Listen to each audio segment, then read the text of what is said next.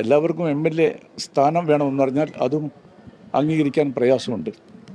അതുകൊണ്ട് ഒരിക്കലും ഒരു വഴിയമ്പലമായിട്ട് ഐക്യ ജനാധിപത്യ കക്ഷിയെ നോക്കിക്കാണാൻ സാധ്യമല്ല. സേവകന്മാരുടെ ഒരവസാനത്തെ അഭയകേന്ദ്രമായിട്ട് ഐക്യ ജനാധിപത്യ കക്ഷി മാറുന്നതിനോട് എനിക്ക് യോജിപ്പില്ല.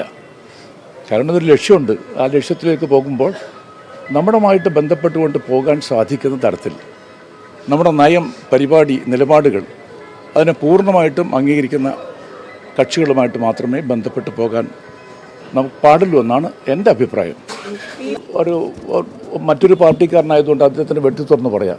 പക്ഷേ ഐക്യ ജനാധിപത്യ കക്ഷിയിലൊക്കെ തന്നെ വരുമ്പോൾ അതിനൊക്കെ തന്നെ ഒരു സംയമനം വേണം. ഒരു പാർട്ടി മര്യാദയും അച്ചടക്കമൊക്കെ ഉണ്ട്. അച്ചടക്കം ഉയർത്തിപ്പിടിച്ചുകൊണ്ട് പോകണമെന്ന് മാത്രമാണ് ഞാൻ അർത്ഥമാക്കിയിട്ടുള്ളത്.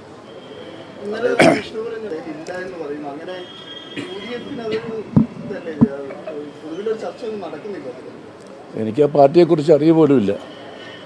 ആരാണ് വിഷ്ണുപുരം ചന്ദ്രശേഖരൻ എന്ന കാര്യമൊന്നും എനിക്കറിയില്ല.